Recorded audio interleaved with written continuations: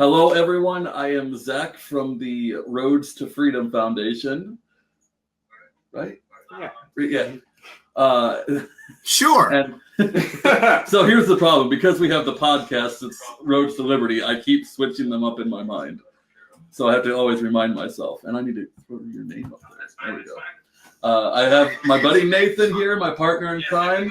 And we have, can you bring the sound up? And we have the next governor of New York, Mr. Larry Sharpe. Larry, how you doing? I'm doing great, except my voice is a little bit hoarse.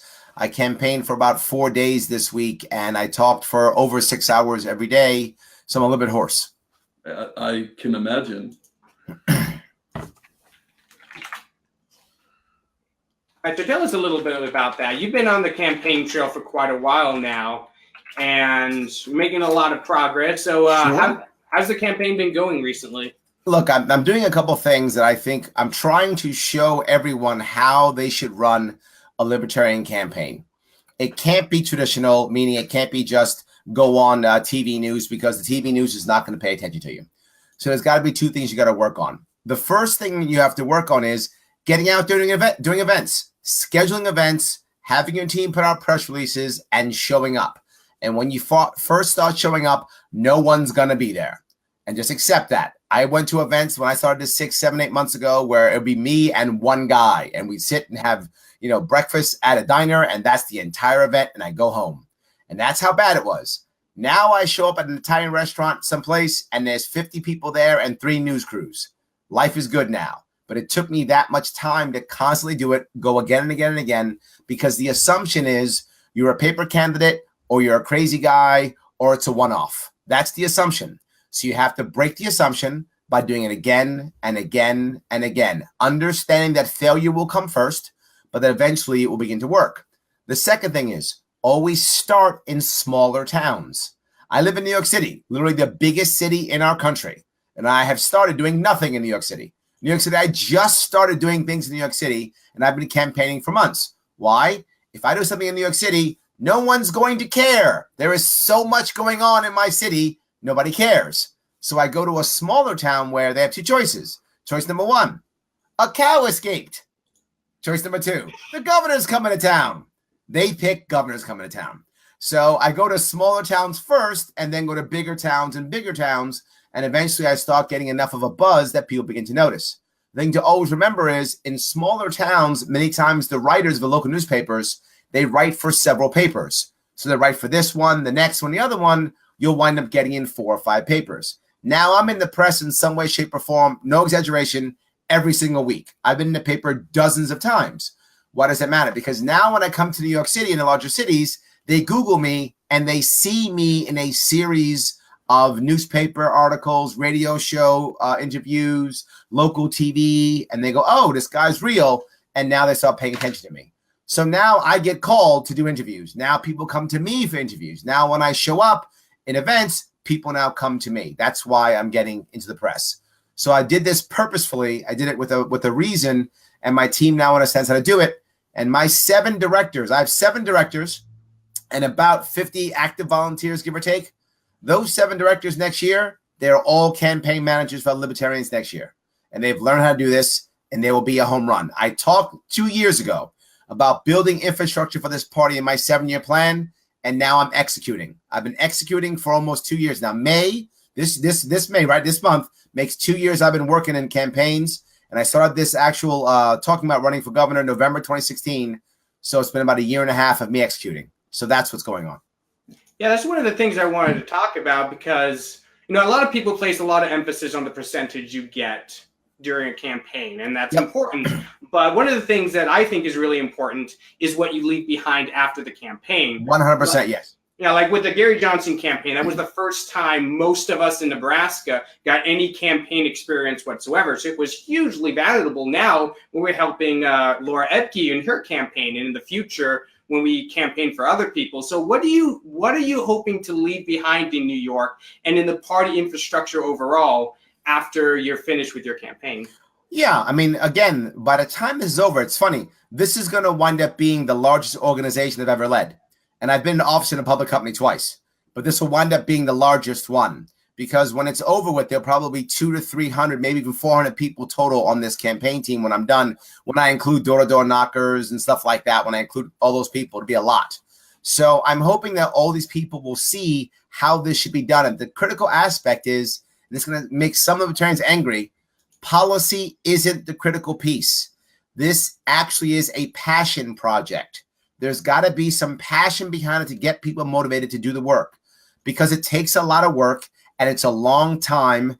And if you get discouraged because you have failures, if you retain the passion, you'll keep doing it. If you keep doing it, you will see results.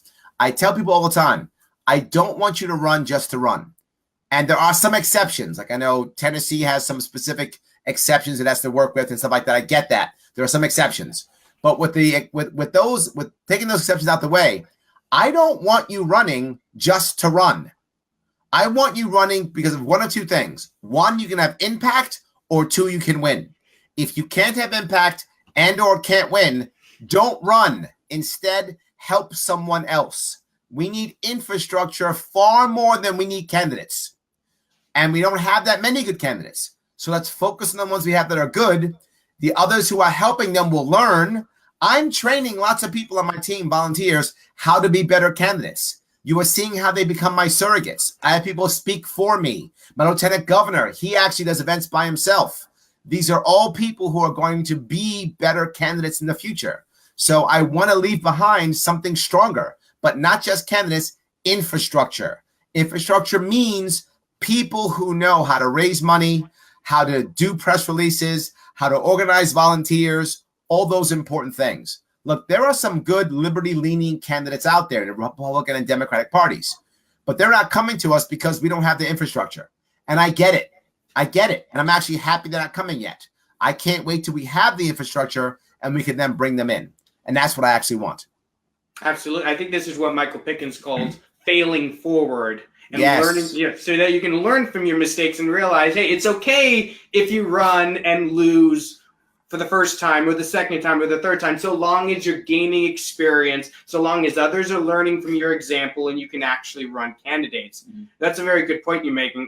You wanted to talk about a recent bill that's coming up. So there's been a lot going on in New York with gun control. No. That's hard to believe, isn't it? Yeah. Can't believe it.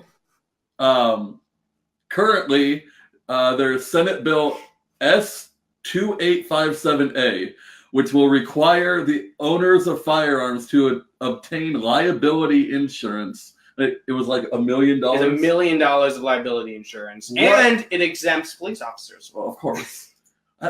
What's going on? What are they smoking, and why can't everyone else smoke it up there? What's going on? All right. You should not be shocked by this at all. I mean, this really shouldn't shock you. This is New York State. I mean, come on. In New York City, the Second Amendment is optional. I mean, it's like, maybe it's actually be called the Second Suggestion, not the Second Amendment. It's a totally different issue. It's not even that. Our Bill of Rights is a bill of privileges / suggestion. That's how we see it in New York City. No, I'm teasing, obviously, but the what they're trying to achieve is it's a de facto way of banning guns, right? Mm-hmm. What you do is you get angry at all the financial institutions and threaten to punish them if they have anything to do with the NRA or gun owners, right? You make them scared. That's step one, and that here we did earlier this year. That our governor, dear leader, King Andrew Cuomo. So he did that first. Then the second thing is you then pass a bill that is safety. See, this is air quotes. Safety, so that you have insurance for gun owners. Of course, that makes total sense. You have insurance for a car. Why wouldn't you have insurance for a gun? The whole concept that a car is not a right, but a gun is, plays nothing in this state. It has no value in this state. And it's sad, but it's so true. And believe it or not, we do have a Republican Party. It doesn't look like it at all, but there is one in my state. It does exist. I don't believe you. Yeah, exactly. Yes. Well, in New York State, your debate with the Republican in your state, they came off like Democrats. Yeah, they were both Republicans. Both. They were both Republicans, and they said things like federal oversight, sensible gun control. No one should have AR-15s, no one should have assault weapons. They said all those things, and they were the Republicans. Just remember, in New York State, Democrats are communist, Republicans are socialist. That's how you know the difference. That's a good analogy right there. I mean, Yes. yeah, I mean, it very much seemed that way because, I mean, they're the two guys up on that stage are saying, "Oh, we need to ban assault weapons. We need to ban assault weapons." You're like, neither of you have any idea what an assault weapon is. They don't. Neither of them did. Exactly. So, yes, this is what happens constantly. I know we're laughing and joking, but here's the issue. In New York State, about 70% of New Yorkers don't vote. So it's a huge chunk of people who don't vote, and particularly gun owners don't vote because they've given up. If gun owners voted, I would be governor. It's literally that simple. I am the only candidate that's talking about repealing our SAFE Act, which is, for those of you who don't know, in New York State, it's basically an act that decided that certain pieces of equipment are now evil, and if you own them, you go to jail, you're a felon, and you're a violent felon for owning a piece of equipment that, by the way, you purchased several years earlier legally. So you are overnight a violent felon. So I will get rid of that act completely by first pulling the teeth out of it, meaning I won't enforce it. Second, I'll start pardoning people. And third, I'll use the bully pulpit to ensure that people see that this is a bad idea and it gets repealed in 2020. 2019 will be when it gets defunded. And by the way, I will veto any funding of its enforcement, which was recently just funded, $3.5 million to fund it. So I will veto that and remove the teeth out of it by 2019. By 2020, it gets repealed. But yes, I'm the only one saying that. And I'm not going to decide, because you do business with any organization, to include the NRA, that all of a sudden I'm going to punish a bank. The concept that our governor would decide that if you do business with a certain organization, that you would then all of a sudden, be punished by the state, it boggles the mind that that's okay in his mind. But it is. And the sad part, to many New Yorkers, it's also okay. Yeah. So he's actually, I've been reading, he's gotten some pushback from ammunition manufacturers, specifically Hornady. Hornady is the largest supplier of ammunition to our law enforcement agencies in New York State. So they're gonna now not sell to us anymore. But he doesn't care, because that means we'll get a worse deal someplace else. Doesn't matter. He'll just raise taxes. He's fine. Yeah, it seems to be the go-to solution to any problems, just raise taxes. I mean, here's some of the highlights. Here's some of the highlights of this SAFE Act, for those of you who don't know. Oh, wait. Let me get my bucket. Go ahead. All right. I'm going to vomit. It limits the number of rounds that can go in a magazine at 7. 7. That's insane. If you have 8, I want to be clear. If you have 8, you are now a violent felon. Does that mean, like, if you put one in the chamber and then reload, so you've got a magazine of 7 and one in the chamber, you're a felon? If the magazine is in the rifle, and the bullets in the, I'm sorry, that's true. If the round is in the gun, in the actual firearm, and the magazine is separate but in the same bag, I'm not joking, same bag, it's considered loaded. So yes, you are a violent felon. But if they're in separate bags, you're safe. Seems pretty arbitrary to me. I mean, and here's the thing about it, is that this law also increases the penalties for pretty much any breaking of the law. Yes. I mean, and at first glance, it makes it sound reasonable, because it's mostly focused on drug dealers or gangs. It doesn't matter. Here's my point. It drives me crazy. If I'm going to beat you up and take your drugs, why does it matter if I use a firearm or a baseball bat or a knife? Right. It doesn't matter. I beat you up and stole your drugs. That's a crime. Oh, but he had a gun in his hand, so he gets your extra 5 years. So it's basically like a hate crime law where, you are tacking on extra time to someone who was already going to prison for a violent crime anyway. That's correct. Yes, because it makes us feel good because guns are bad. Yeah. Now, here was my favorite part: requiring doctors to report their patients if they think that they for under their own discretion if they think the patient could be a threat to themselves or others. And that's the hard part, because once you do that, you can guarantee that everyone is going to just report, because no one's responsible for the one guy who didn't. And there are stories like this, and Andrew Hollister, who's my lieutenant governor, has told me these specific stories where there's a guy who gets into a car accident, and as he's coming into the emergency room, he's in so much pain, he's literally yelling, I want to die, I'm in so much pain. And they reported him as suicidal. Great. He now can't have a firearm because he now has a mental illness. Yeah. Note the use of air quotes I keep using. Yeah. Yes, he has a mental illness now because he yelled, I'm in so much pain, I want to die. Well, he's suicidal. So this is such a bad idea. Safe Act is nothing but bad. It's a bad idea. And I just see something popped up. Michael says he works in mental health. Exactly. He gets exactly what I'm talking about. This is abused. This is a bad idea. It's inhumane. It's silly. It sounds good. The marketing is awesome because they do it actually whenever something bad happens and people are emotional. Then they put a cool word like safe there, and all of a sudden now we have terrible laws that hurt people. Yes, you almost have to put a nice sounding word in front of every terrible law. That's how you know a law is terrible. Yes. They put a word like safe or patriot in front of it. And then all of a sudden, like, oh, look, it's you got to be patriotic. We got to pass this law. Yes. Yeah, I mean, all three of us are veterans right here. And a lot of veterans coming home from these foreign wars are coming home with PTSD and mental problems that they're dealing with. And a provision in a law that requires doctors to report on their patients, that could be very, very troubling to veterans who want to own weapons. Yeah. Yes. Absolutely.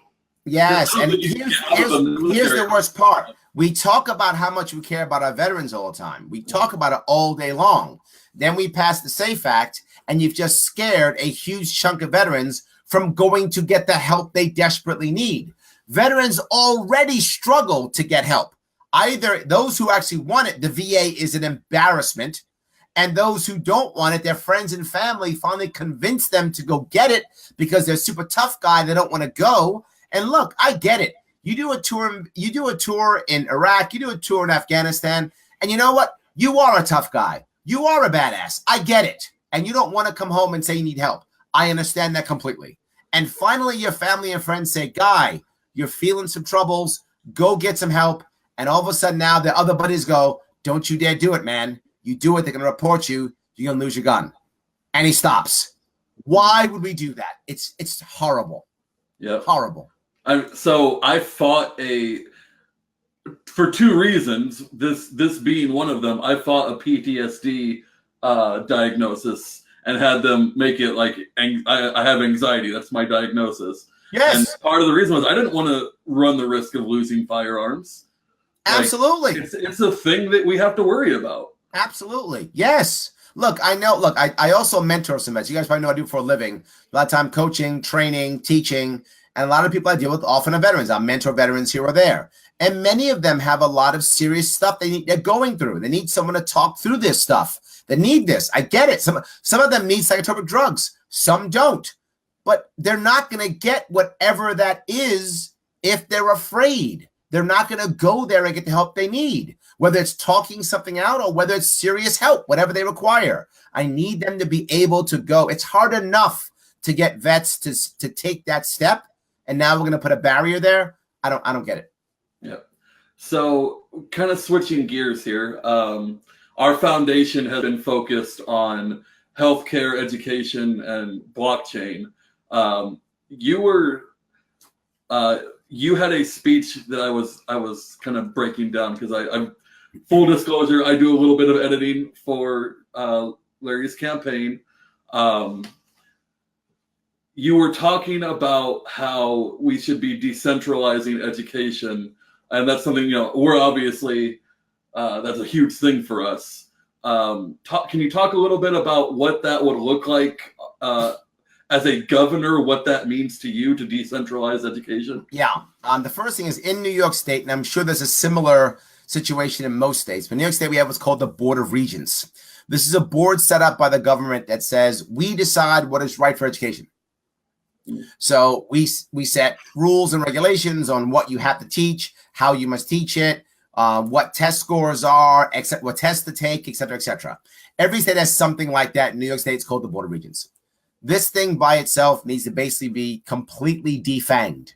It decides where money goes, what the rules are, all these types of things. In addition, the federal government decides what rules and regulations go where and all those kind of things. What winds up happening is we do things like teach to a test, which is a disaster. We have Common Core here in New York State, which is a way of teaching mathematics, which is a disaster. And we have so many administrators that in some schools, we have as many administrators as we have teachers. Yeah. I'm embarrassed that those three things are true. So what I want to do is I want to let every county decide how it wants to do its own schools. Some counties want to consolidate and create actually larger school districts. I'm not for or against that. Let the counties decide. Some like breaking the school districts up into small school districts. I'm okay. The sad part is most are doing it now because there's no other way to get money. It's a financial issue, right? They have so many mandates that they must pay for that the only way of having the school district function well is to consolidate. Now, again, if they're doing it for financial reasons, that's a mistake. If they're doing it because it works better for the kids, I'm okay with that. I don't mind how counties break up their school districts. Let them do what they want to do. And that's my point. I'm not a teacher. I'm not saying that I know what's right. What I'm saying is if the counties break up their school districts how they like and begin to do what they feel is appropriate and not do it because if they do a certain thing, the state government will give them money. And that's how it's working now, right? I'll give you money if you build a gym. I'll give you money if you make a football field. I'll give you money if you build a new high school, etc. I don't want that. I want, there's your money, good luck. There's your money, good luck. That's it. If we did this, all of a sudden we find that teachers would begin to do things that they felt were right. Now, here's the rule. You can do whatever you want. However, it must be transparent because I want all of the school districts to see and watch and see what works and what doesn't work. Now, the next thing is no teaching the tests. I don't want testing until the kids are maybe 16 years old. I'm not joking, 16 years old. Why do I say that? Because a lot of kids don't test well. And now you're in 4th grade, 3rd grade, 5th grade, 6th grade, and you don't test well. You are now labeled the dumb kid. If you label a dumb kid, you're going to act out. That's what kids do when they're labeled dumb. It doesn't matter how smart they are. If you label them dumb, they're going to act out. And teaching to tests ensure that we have a bunch of kids who are labeled dumb for the rest of their life, and they're going to act accordingly. Not just that, we have teachers being judged not based upon whether the kids are happy or not, or satisfied or not, whether the parents are satisfied or not, but instead based upon test scores. Not just that, on top of it all, now we judge our schools by test scores. Test scores are high, so they're good schools, give more money. So it's a revolving, it's a cascading problem that just makes things bad. Instead, I just want schools to be graded by parents and teachers. That's it. Graded by parents and teachers. Here's what I know. What I really want for my kid, and I have 2 of them, is I want my kids to be doing better. Tests don't mean they're doing better. Testing is absolutely no indication of success in life. It is not. It does not matter. You can test well and be successful and test well and fail at everything. And everything in between. It doesn't matter. You can test poorly and do well and test poorly and fail. Doesn't matter. My point is let the parents be happy. They're the ones paying the taxes. They're the ones putting their kids in school. Are they satisfied? Then I'm satisfied. But Larry, some school districts will fail. In New York State, they're all failing. We have nothing but terrible schools. We have districts that have a 40% graduation rate. Are you kidding me? That's horrible. Yes, 40% graduation rate. New York City is like 50%. It's embarrassingly bad. We are failing en masse. I would be happy with any school district doing anything. If they said, Larry, we want to bring dogs and have them bark at the kids, I'd say, good, give it a shot. It's better than what you got now. I'm in. All good. I don't care. It's a disaster. But what I know is the modern world has already gone into a post-industrial leadership model, which is a model that is not about individuals knowing exactly what's happening, controlling everything. It's a model that says you get to go off as a professional and do what you can to the best of your ability, come back and tell me what you've done, and we all learn and we all share. That's how it works. Google's the best example. I bring this up often. Google has this idea where you can take 20% of your work time and put it into anything you want. A lot of these guys do that. Now, do some fail? Of course. The only rule is when they come back the next week, they have to tell people what they worked on. So that's transparency. So everyone gets to see what they're doing. Some people jump on projects together, they work, and they have tons of failures. But their most successful apps have all come from this program. We will do the same thing in New York State. We will have different areas that will fail. We will fix those as we're fixing those, trying to fix those now. But we're going to have something that have massive success. When they have massive success, we will copy them, and the entire state will get better in the course of only a couple of years. The whole state will get better in a couple of years. Now, I'm going to add on top of that homeschooling. If you want to homeschool, please homeschool if you want to. Homeschooling saves everybody money, saves everybody time. If you can homeschool and you want to homeschool, please go homeschool. I want to follow the best rules and regulations they have right now in the best states. I'm not sure which state that is right now, I'll be forward with you. It might be Texas. It might be New Hampshire. I'm not really sure, to tell you the truth. But I want to get my team to see which are the best rules for homeschooling, and I want to copy those in New York State from there. I don't want to rewrite the rules in New York State. That's 17 years. I'll pass. I want to take what's already there and cut and paste and put it into our state. If we do that, we got a shot at making better homeschooling. And on top of that, I want schooling to end at 10th grade, K through 10. Once you're in 10th grade, you're 16, start making some decisions in your life, period. People say, but Larry, if you're 16, you might make a mistake. Good. Make it now at 16, not at 26. Not just that. If you're 16, you're making decisions. Are you going to have sex? Are you doing drugs? Are you taking biology or chemistry? Are you going to drop out of school? Are you going to do whatever? You're making decisions. So make more of them and be an adult faster. Now, if you don't go off to the military or something like that, you have a lot of kids now who are spending the last 2 years in high school smoking weed and playing video games. They do that for the last 2 years of high school. Then they go off to college, and we wonder why they have poor college habits. We wonder why the first year of college is often 13th grade, because none of our kids are prepared for college. That's the reason why. Then it takes them 6 years to graduate. That's the average now, is 6 years, not 4. So I guess someone who's 24 years old, and they've never had a job, and we go, why do our kids not have a good work ethic? We just made sure they have no work ethic. Instead, at 16, you got 4 options. Option number 1, go get a job. Just get a job. Go to work if you want to. I don't care. Go to work. We have labor laws in this country that are back from the days when we were, getting kids stuck in the loom, right? Our kids are going to die in a bobbin factory. What's wrong with us? It's not going to happen anymore. Let kids go to work if they want to go to work. What's going to happen? They're going to learn something? They're going to figure out how to have a boss or show up to work at 9 o'clock in the morning? Good. Let them learn that at 16. Or fail at 16. I'm good either way. Or if you're super smart, and some kids are, go to college. Take your testing, go right to college right away. You're that smart. Go ahead. Get out when you're 20. I love it. You're a genius. And if you don't want to do that, no worries. Go to a prep school. Prep schools before you go to become a doctor, or prep school before you go into the sciences, or prep school before you go into the mathematics. All good. Go to prep school. So when you get to that first year of college, you are 100% set, ready to rock and roll. And college is not just learning stuff. It's hands-on stuff. Real experience, incubators, doing stuff. Last job, if you don't want to do any of that, go to trade school. We need trades, particularly in New York State. We have a dearth of tradesmen. We need them. So you know what? We've been told a lie. We've been told that the answer for success is go to college and there'll be a good job waiting for you. That's a lie. It's been a lie for a decade at least.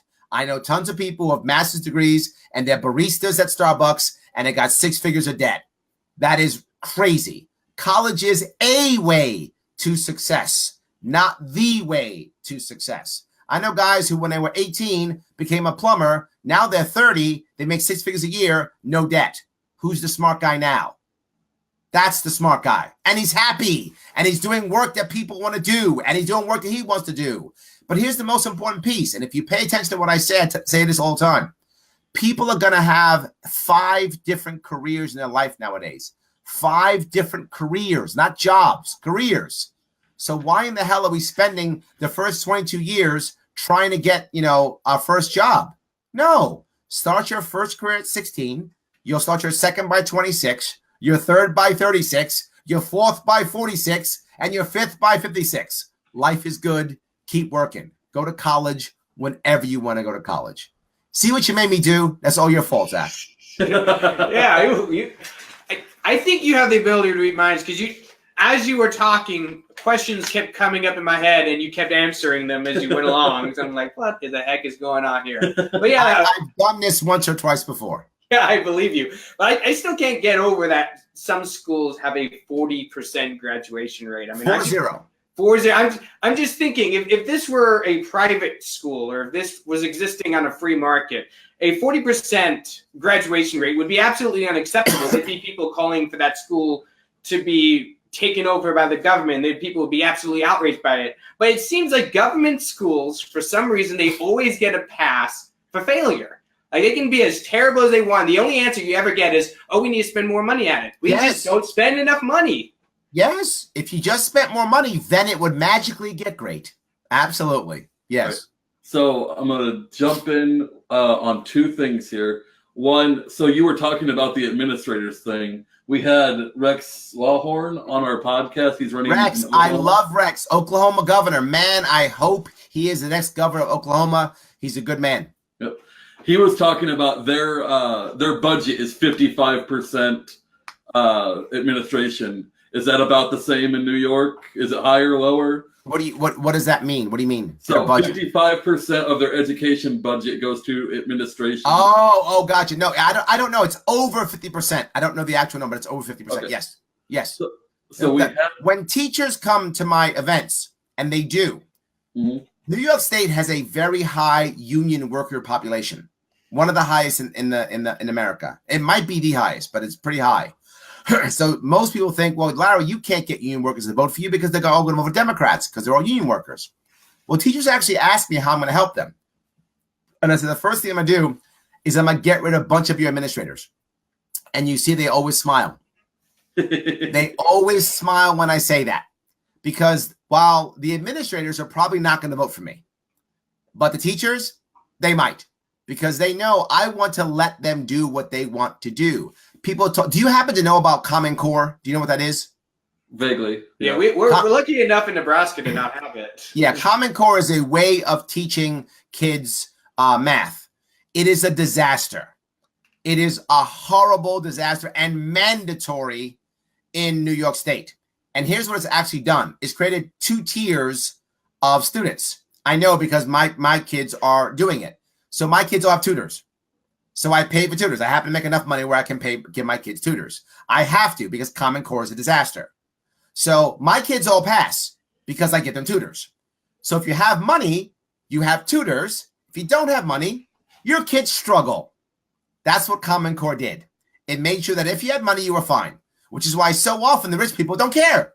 They go, fine, doesn't matter. Teach whatever you want. My kids go to private school anyway. So who cares? So that's what they often do. Common Core, I'm not actually against Common Core because there is a small fraction of kids who actually learn better on Common Core. I'm against the mandate. Why in the world would you not let a teacher choose what way to teach his or her students? I don't care how you get 2 + 2 is 4, as long as you get 2 + 2 is 4. The way you get there is unimportant to me. And a teacher should be able to look at their student and talk to them and go, you know what? This kid needs fingers and toes, and this kid needs Common Core, and this kid needs whatever. I don't know. I don't care. I trust the teachers enough that if I let them do their job, they'll figure it out. And that's what I want. So we had a question come up here that I wanted to jump on. How do we educate children whose parents are unable to afford homeschooling? How do we ensure children are not left out of access and opportunity to education? Yeah, I'm not saying that in New York State we should get rid of all government schools. I'm not saying that. What I'm saying is we want to open up the ways of doing we want to open up homeschooling to be as easy as the easiest state. What often happens in this case is you have situations where You do have cases where parents are not available or able to teach everything homeschooling. That happens. But if we open it up, what has happened in New York State and will keep happening is things like this. I just heard this story, I think it was last week. Was I in Batavia? I was in Western New York. I forgot where I was. I traveled to many different places. But I was in Western New York, and one of the people told a story about how one of the parents, they weren't good at science. It wasn't their thing. So they had another parent in the neighborhood who was homeschooling, and that parent happened to be a chemist. So that parent took the science. Another parent happened to be a martial arts instructor.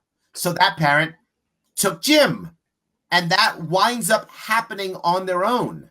So if we simply give parents that freedom and ability to go off and do it, then great, it will happen. But not just that. If you're homeschooling, you should absolutely have a significant discount in your school tax.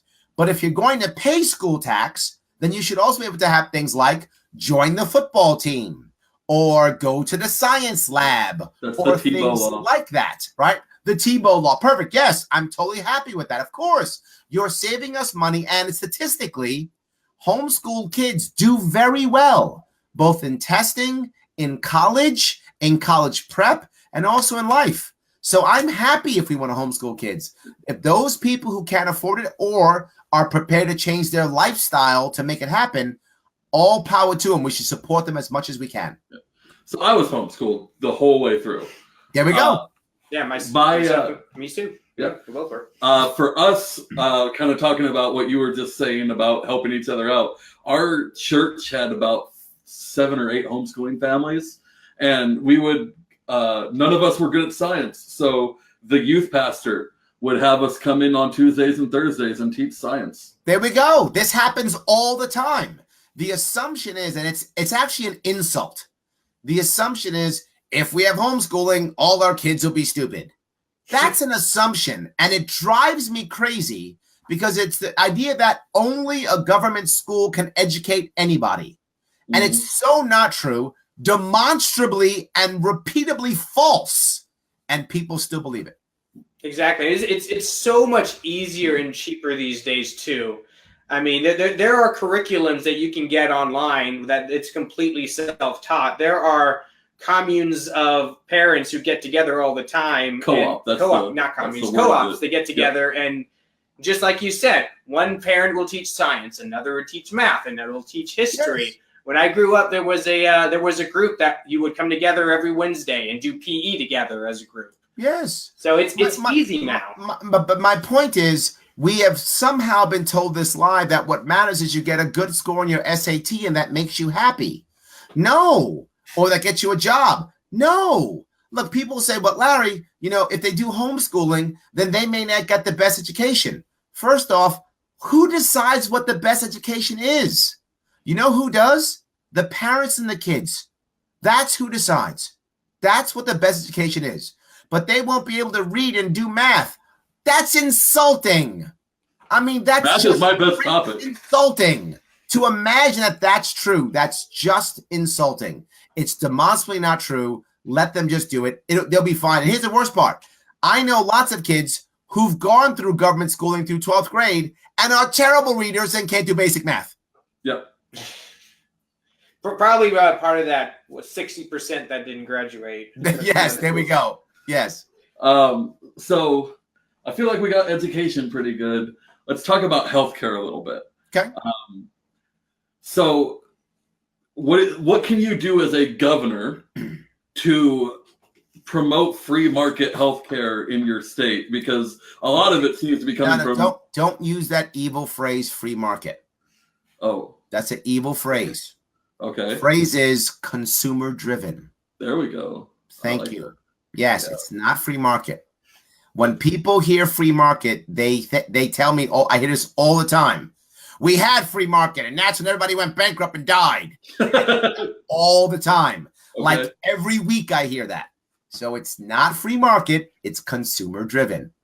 Okay. I'm going to pass that along. I think David will really like that. There we go. Yes. Yeah, because the market's evil, but we're all consumers, so it's all good. Mm-hmm. Okay. Any case, you forget what state I'm in. I'm in New York State. The market's evil. All right. So, any case, my point being, I don't care about healthcare insurance right now. What I care is about health care. Obamacare is healthcare insurance reform. We don't need healthcare insurance reform yet. We need healthcare reform. If we do another round of healthcare insurance reform, this country's in a lot of trouble. If we actually do single payer, and there's a bill right now in New York preparing to do what they're going to call Cuomo Care. Oh, dear. Oh, that sounds awesome. I know. I got my bucket ready. Yes. It's basically single payer, right? Now, when you Did you not learn from California that you can't afford that? No. Oh, no. Okay, you guys don't get it. We'll just raise taxes. Duh. I don't. What's wrong with you? 150% tax rate. Let's do it. Thank you. I mean, the answer is always raise taxes. Come on, guys, give up the program here. Okay, so anyway, so we'll just raise more taxes. No, so the answer. So they want to do this. Now, here's what's going to happen. And when people tell me this, they say, "But Larry, aren't you for universal health care? Aren't you for Cuomo care?" And I say, "So what you're telling me is you're for a two-tiered healthcare system where the poor people get bad health care." And I go, "What?" That's what's going to happen because that's already happening. You got to realize I live in New York City, which means I see the wealthiest New Yorkers and I see the poorest New Yorkers. I see them both. And I've been in my toes in both of those worlds many times, right? So I know that if you go to a doctor that takes insurance in New York City, there's 2 doctors in the office and 5 administrators. They care more about photocopying your information than talking to you. Yep. Your appointment's at 3 o'clock. I'm sorry, at 2 o'clock. 2 o'clock. They see you at 3:45. They talk to you for 5 minutes, give you a prescription or a procedure, and send you off for tests. That's all they do. Why? You're not the customer. The customer is the insurance company or the government. You're in the way. Yep. They make their money by giving prescriptions and or procedures. That's why that's all you get. They talk to you for 5 minutes, move on. That's how it works. Now swap it. You go to a doctor's office that takes no insurance. You pay by credit card or check. There are 5 doctors and 2 administrators. Excuse me, they don't care about all your information because you just, as long as you have a checkbook or a credit card, and your appointment's at 2 o'clock, latest they see you, 2:05. Your doctor actually talks to you, gives you opinions, tells you what's going on, asks you questions. Why? Because you are the actual customer. The wealthiest New Yorkers only go to those doctors. That's why they don't care about Obamacare or Cuomo care or Medicaid for all or whatever. They don't care. They're not going to be on it anyway. Right. They're paying out of pocket. They're joining basically co-ops within their own systems. They don't care what the poor people get. It's irrelevant to them. That's why they keep doing it. They're like, yeah, Obamacare for the poor people. Sure, I don't care. I'm going to my doctor. I pay with a credit card. They don't mind at all. Now, I know that because some of my doctors, my wife will only go to special doctors. So I'm paying my credit card. So I know that. Some of my doctors, I take insurance. But the sad part is last year, I have a wife and 2 kids. I would have actually paid less if I would not have paid for my Obamacare insurance and just paid out of pocket. I'm self-employed, so I have to pay for my own insurance. So I actually would have been cheaper if I had not paid for anything and just paid everything out of pocket. That's how bad Obamacare is for the small business owner. It just crushes them. So you're asking what I want to do with healthcare. Here's what I want to do. I want to make it transparent. Transparency is the number one thing to deal with when it comes to healthcare. If we force transparency, you will see that things will change. You have to, without question, make it transparent. What do I mean by that? All right. Let's say, for example, Zach, you get a new job, right? New job. That'd be nice. That'd be awesome. Your new job. You have to get an all new wardrobe for your new job. You come into Larry's Clothier. You come on in and I get you a cool jacket and shirt and pants and all kind of cool stuff for your cool new job. A whole outfit. It's awesome. We love it. And you go, Larry, how much does it cost? And I go, oh, I don't know. And you go, what? I say, I don't know how much it costs. No idea. But it's perfect for you, Zach. It's amazing. It's exactly what you need. It's a great outfit. It's awesome. And you say, but how much does it cost? I go, oh, I don't know. Here, take it. A bill's gonna come later in the mail. And when the bill comes, whatever it is, you have to pay it. That's healthcare. Yeah. That's how it works now, right? So this has to stop. people have to know what it's going to cost to do that. And if we just said regulate doctors' offices and healthcare facilities exactly the same as any other retail service, no extra laws, no extra rules, just exactly the same. And that's going to go into effect in, I'm making this up, 6 months, whatever the right thing is. 6 months. You would watch the entire industry to include insurance scramble. And that's what I want. Because right now, the healthcare system is literally a cartel. There are people in a room someplace saying, aspirin, how much? I don't know. How about $150? $150 it is for aspirin. Done. I'm not joking. That's actually happening now. And so it's $150. Done. That shouldn't happen. But here's the worst case. Right now, let's say I have insurance and Zach, you don't have insurance. Mm-hmm. So I want to buy a pencil and both of us have pencil insurance, right? We have pencil insurance. So we're going to go buy a pencil and we go buy the pencil. The first guy sells me the pencil. He says it costs $1. I say, great. And I go to buy the pencil. Insurance cuts him off. No, Larry, you have insurance. I say that pencil is worth 50 cents, not $1. Okay. Then he gives me the pencil and gives the guy 50 cents. He's like, wow, I thought it was $1. I got 50 cents. All right, fine. Now you, Zach, want to buy the same another pencil. What's he going to charge you? He's not going to charge you $1. He's going to charge you $1.50 to make up for my 50 cents. Mm. So you got to pay $1.50 because you don't have insurance. So you pay 3 times what I pay. In what other industry is that okay? Only in this one. Yeah. Regulate this the same as any of the retail. Anything else. Now you say, but Larry, how can that possibly work? It'll be a disaster. Absolutely not, demonstrably false. And 2 examples. Example 1, all of the cosmetic medical industry, all of it, LASIK surgery, breast augmentation, liposuction, gastro bypass, cosmetic dentistry, insert thing here.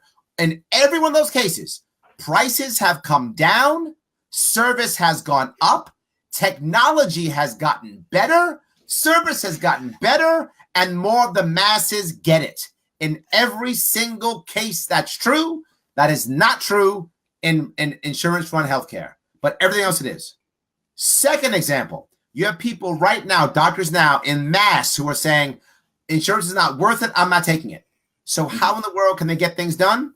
They're doing things like the Costco model, right? Or the club model, where everyone pays $500 a month or whatever it is for their kid or for themselves, whatever it is, a flat fee, and a very small amount to show up.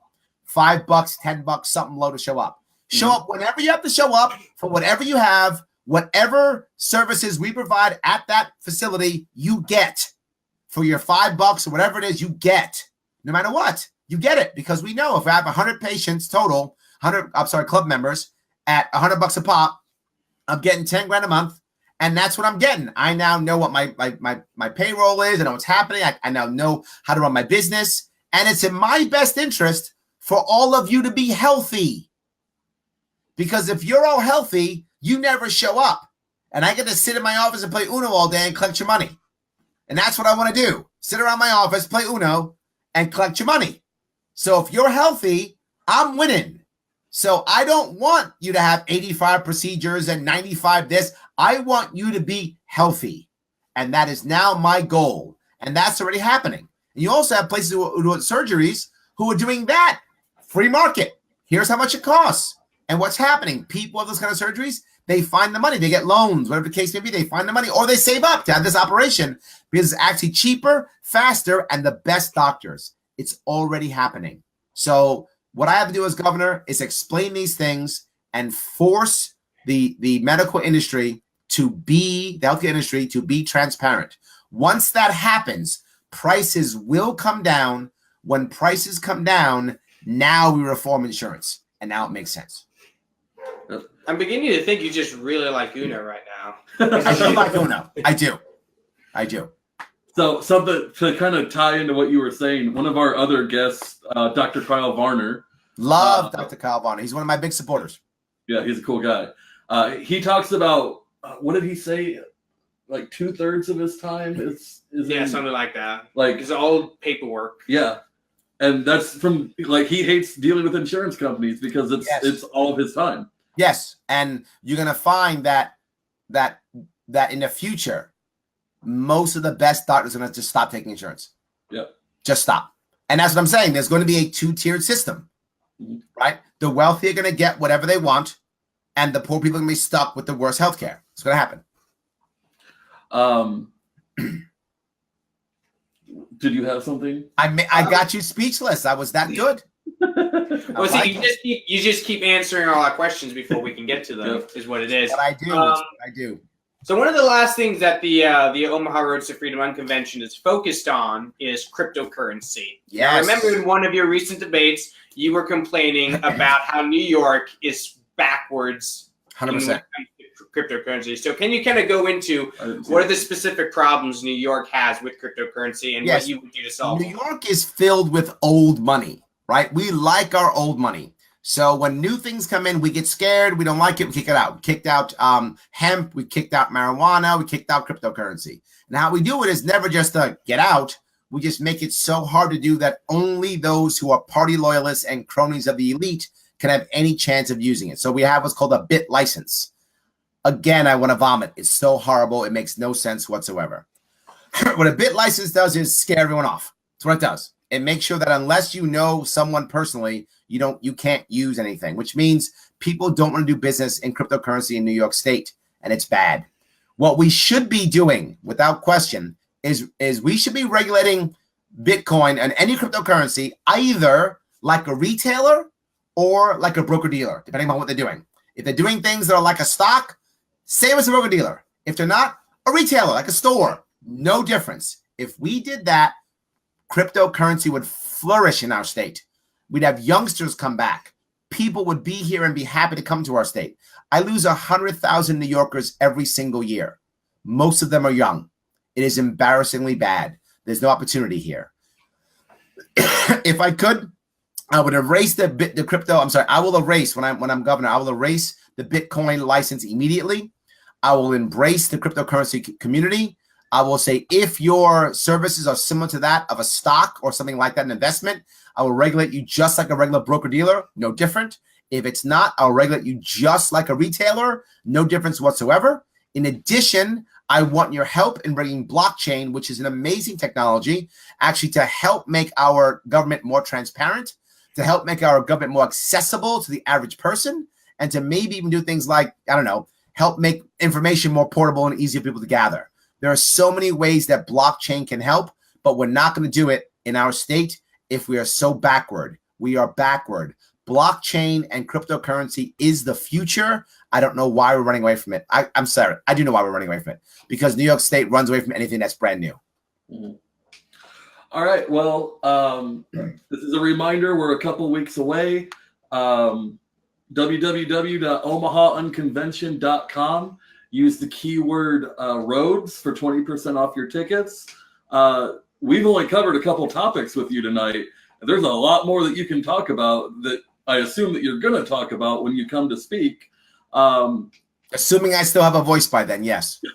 So maybe plug your stuff real quick. So people LarrySharpe.com, LarySharpe, and the E stands for electable. Don't forget that, LarrySharpe.com, or go to the Facebook page, Larry Sharpe for New York. I need volunteers. I need donations. But most importantly, I need you to share my stuff with everyone you know. Like and share and share and share and share. You have never, if you only shared 12 things in one day, not enough. Share as much as you can. Don't stop sharing. Make your friends hate you because you only talk about me. Then you've won. I'll have to add that in my rotation along with all my Laura Epke stuff that I'm sharing. Here we go. Yes, absolutely. All right. Well, anything, we got a couple of minutes. Anything you want to close on? Kind of a going away, or yes, I do want to say something. All right, I'm ahead. happy that people are trying to run for office. It's great. I know people are saying often, Larry, I'm glad you're running, but do you have a chance of victory? Yes, absolutely. I can actually win this thing. You're saying, wait a minute, Larry, are you kidding me? No, there are 5 people in this race. His Majesty, our current deal leader, the actor from Sex and the City who will run the Workers' Families Party, Howie the communist who run the Green Party, some sacrificial lamb the Republicans will put up so they can be slaughtered at the altar, and me.